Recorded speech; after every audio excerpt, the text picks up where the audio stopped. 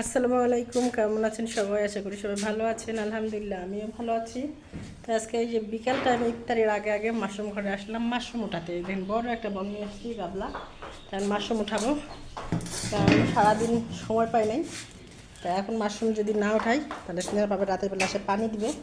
পানি দিলে মাশরুমগুলো ভিজে যাবে, ভিজে গেলে শুকানো যাবে না।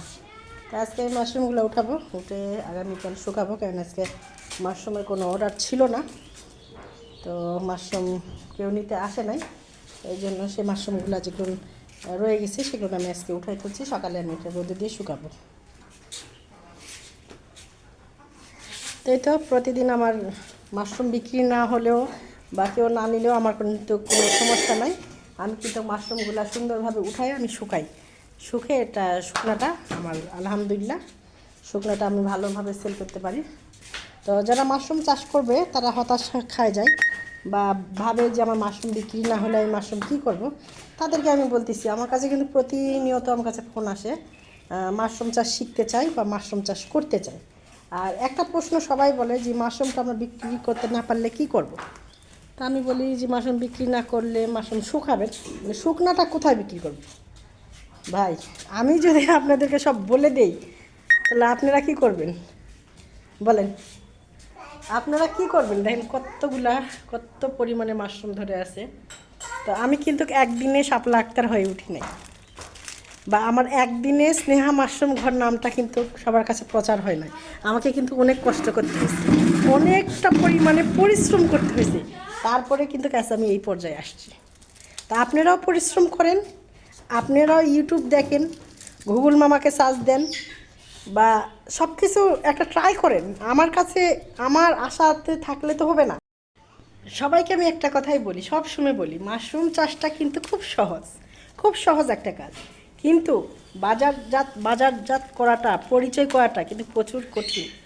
যে কী পরিমাণে কঠিন সেটা একমাত্র আমি জানি। আর যে এলাকার মানুষ মাশরুমকে বলে ব্যাঙের ছাতা, সেই এলাকায় যে কতটা কষ্ট আর কতটা যে মানে কি করতে হবে মাশরুমটাকে পরিচয় করতে, সেটা আমার মতন কেউ জানে না। কারণ কি জানেন, আমি এই মাশরুম চাষ করতে এসে আমি এলাকাতে এক ঘোড়ার মতন বসবাস করি। কারণ কি জানেন, আমি ব্যাঙের ছাতা চাষ করি। এমনকি একটা ভিডিওতে একটা কথা বলি, এই মাশরুম চাষ করতে এসে আমার মানুষের হাতে মার খেতে হচ্ছে। কারণ কি জানেন, এই মাশরুম ব্যাঙের ছাতা চাষ করি। তারপরে কিন্তু আমি হাল ছাড়িনি, আমি ধরে রাখছি। আমি 2022 সাল থেকে এখন 25 সাল আমি ধরে আছি, অনেক পরিশ্রম করতেছি।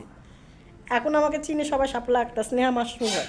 কিন্তু আমার পিছনের গল্পগুলো শুনলে মানুষের দু চোখ দিয়ে পানি পড়বে যে আমি এই মাশরুমটাকে পরিচিত করতে আসে কতটা স্যাক্রিফাইস করছি, কতটা কষ্ট করছি, এখনও করে যাচ্ছি।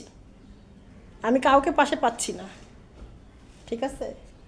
তো যারা মাশরুম চাষ করতে আসছেন, আলহামদুলিল্লাহ আসেন। আমি চাই সবাইকে শেখাতে, আমি চাই সবার মাঝে পরিচয় করে দিতে। মাশরুম একটি পুষ্টির ছাতা, নো মাশরুম ব্যাঙের ছাতা। ব্যাঙের ছাতা বলে কিছু নাই।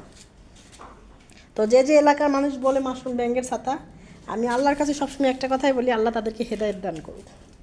আর এটা বলা ছাড়া আমার কোনো কিছু বলার নেই।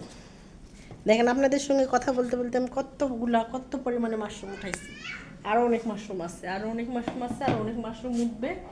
আর পাশের ঘরেও আমার অনেক মাশরুম আছে। তো এই মাশরুমটা কিন্তু পুষ্টি ছাতা। আর আমার এলাকার মানুষ কী বলে জানেন, ব্যাঙের ছাতা। কেন ব্যাঙের ছাতা চাষ করবি? কেন ব্যাঙের ছাতা চাষ করবি? কেন এলাকার মানুষকে ব্যাঙের ছাতা খাওয়াবি? তো খাওয়াবো, এমন করে বলে জানেন। আর কিছু কিছু শিক্ষিত আছে, মানুষ আছে শিক্ষিত মূর্খ, তারা আবার সেই তালে তাল মিলে তার সঙ্গে এক হয়ে আমাকে মানে এক ঘোড়া বানিয়ে দিয়াতে যা লাগে। আমার সঙ্গে কেউ যেন না মিশতে চায়, আমার স্নেহা মাশরুম ঘরে যদি আসতে চায় পথ থেকে তাড়ানো, মানে একটা মানুষ তো সব এক এক কিছু পারে না। সেই মানুষটা তাদেরকে একটা দল বানায়, মানে তাদেরকে নিয়ে আমার ক্ষতি করার জন্য এই কাজগুলো নিয়মিত করার পরে অবশেষে যখন দেখলো না এটা তো ব্যাঙের ছাতা না, এটা যদি ব্যাঙের ছাতা হতো তাহলে তো সরকার ওকে এত টাকা পয়সা দিত না, এত একটা খামার করে দিত না। না, এটা তো আসলে পুষ্টির ছাতা বা কোনো ভালো জিনিস। যাই হোক, এখন আমরা মাশরুম কিনে খাবো আমার কাছ থেকে। তারা নিজে আসতে শরম পায়, কিন্তু মানুষের দ্বারা কিনে খায়, বুঝছেন? তো আমি কিন্তু হার মানিনি, হার মানবো না। আর যারা আমাকে এই মাশরুম চাষ করতে আসে গায়ে আঘাত করছে, আমার গায়ে হাত তুলিছে, আমি তার বিচার করেই ছাড়বো ইনশাল্লাহ একদিন, যদি আল্লাহ আমাকে বেঁচে রাখে, আল্লাহ আমাকে বেঁচে রাখে। তো সবাই মাশরুম চাষ যারা যারা করতে চাচ্ছেন চলে আসুন, চেষ্টা করুন, পরিশ্রম করুন, সফলতা আসবেই। কারণ পরিশ্রম কখনো কাউকে ঠকায় না, এটা আমি এটা বিশ্বাস করি। তো ভিডিওটা অনেক বড় হয়ে গেল, আমার কথাতে যদি কোনো ভুল ত্রুটি হয়ে থাকে অবশ্যই ক্ষমা সুন্দর দৃষ্টিতে দেখবেন। সবাই ভালো থাকবেন, সুস্থ থাকবেন। আল্লাহ হাফেজ।